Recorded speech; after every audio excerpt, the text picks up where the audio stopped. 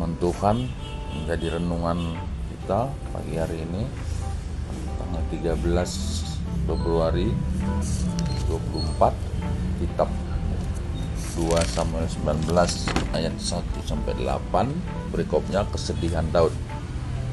Lalu diberitahukanlah kepada Yoab, ketahuilah raja menangis dan berkabung karena Absalom. Pada hari itulah kemenangan menjadi perkabungan bagi seluruh tentara, sebab pada hari itu tentara itu mendengar orang berkata, raja bersusah hati karena anaknya.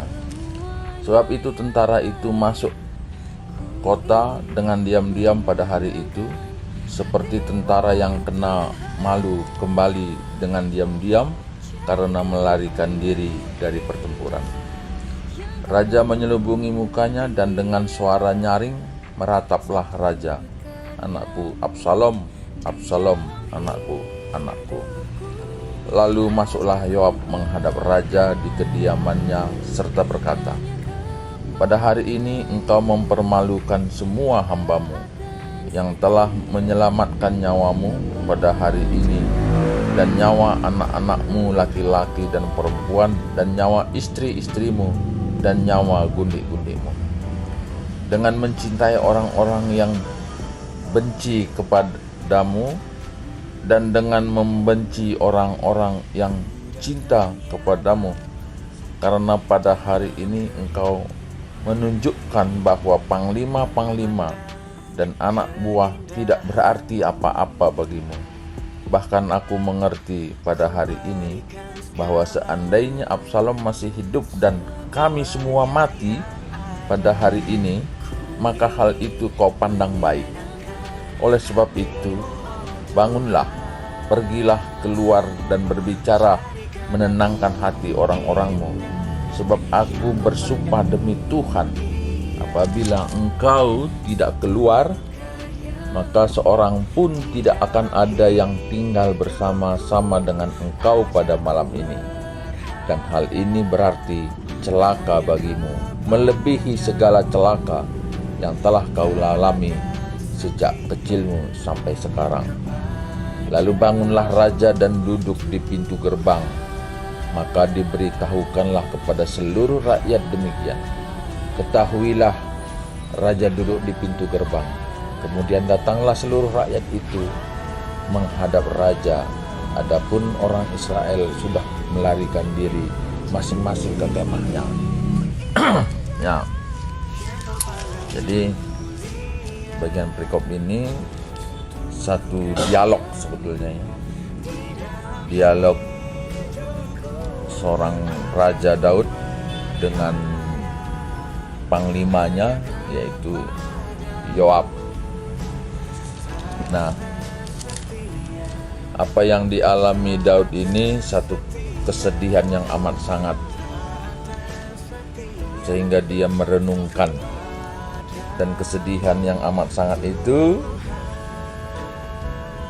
tidak sedikit pun mempengaruhi, seolah-olah tidak sedikit pun mempengaruhi dari kemenangan yang dia capai. Sehingga panglima ini menghadap raja untuk mencoba memperbandingkan, apakah kalau umpamanya Absalom masih hidup, kemudian kami semua panglima-panglima dan rakyat mati, apakah itu membuat engkau bersuka cita? Nah, kalau memang itu, maka kami akan meninggalkan, gitu ya, seperti itulah. Oleh karena Absalom yang selama ini adalah musuh raja dan musuh tentara panglima Daud. Nah, jadi ya, apa yang dialami Raja Daud ini sebetulnya banyak juga dialami oleh jemaat, ya. Bagaimana seorang istri mungkin atau seorang suami yang ditinggal oleh pasangannya, kadang-kadang dia melihat bahwa segala sesuatunya itu sudah berakhir, gitu. Dan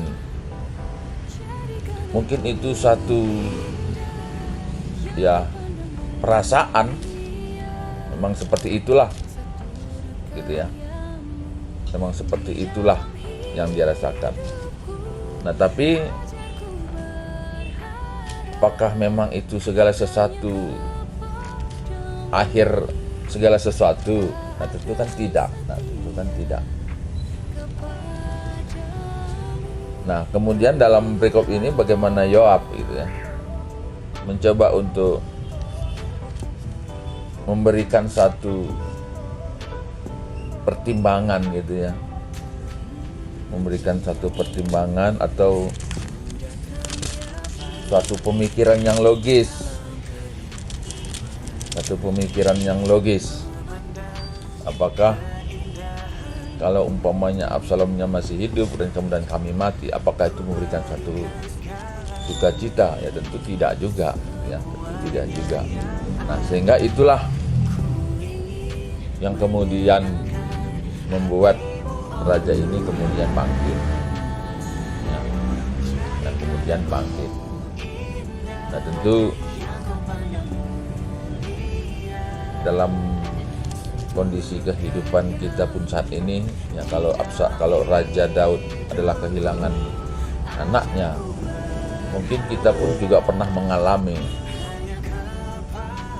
Kenapa Daud sangat bersedih? Karena mungkin ya letak pengharapannya itu di kemudian hari adalah Absalom, tapi kemudian dia mati, ya seolah tidak ada harapan lagi. Dan mungkin kita juga pernah mengalami hal yang seperti itu, memberikan satu pengharapan tapi kemudian tidak berhasil. Nah, apakah kita kemudian larut untuk bersedih dan seolah-olah tidak ada pengharapan lagi? Nah, tentu itulah yang dimaksudkan dalam perikop ini. Bagaimana Yoab memberikan logika bahwa sebetulnya keadaan ini adalah satu kemenangan gitu ya. Keadaan ini adalah satu kemenangan. Nah, tentu ini juga yang menjadi permenangan bagi kita. Nah, ada satu statement yang pernah disampaikan oleh seorang tokoh bahwa sukacita yang kita terima yaitu keselamatan dari Tuhan. Apakah itu akan mempengaruhi sukacita kita ketika kita menjalani perjalanan kehidupan kita, walau dengan berbagai apapun situasinya? Mestinya tidak ya, mestinya tidak. Oleh karena sukacita, keselamatan itulah nilai yang paling berharga dalam kehidupan ini. Sebagaimana Yoab bilang, kita ini sebetulnya dalam keadaan bersukacita, maksudnya kita bersukacita oleh karena satu kemenangan. Tapi kenapa kita bersedih? Oleh karena musuh kita kalah gitu loh. Bukankah? Nah, itu yang mungkin juga disampaikan oleh Yesus dalam perjalanannya ke Golgota. Seorang ibu-ibu yang sedang bersedih melihat bagaimana Yesus menderita, memikul salibnya ke Golgota, dan Yesus katakan, jangan engkau tangisi aku, tapi tangisilah dirimu. Tangisilah dirimu. Nah, ini pun ya seperti itu. Nah, mestinya kita sebagai umat Tuhan harus tetap bersukacita. Ya, tentu sukacita yang demikian tentu kalau kita tetap hidup bersama-sama dengan Tuhan dalam kehidupan kita. Firman Tuhan itu ada di dalam hati kita. Pengharapan itu tidak luntur. Dan ya, pengharapan oleh karena kehidupan Yerusalem yang baru, dan pengharapan bahwa segala sesuatu akan mendatangkan kebaikan. Segala sesuatu Allah bekerja untuk mendatangkan kebaikan. Dan itulah yang membuat orang percaya tetap bertahan dalam sukacitanya. Tetap bertahan dalam sukacitanya.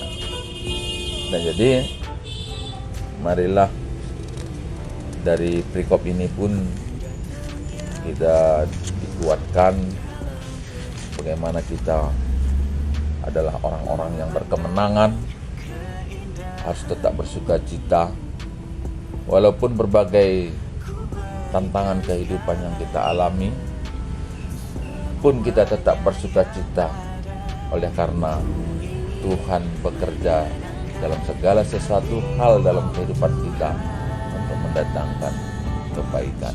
Ketua telah membagikan kata di bata dengan semakaikan saya baskiluk tetap kembali. Haleluya. Amin.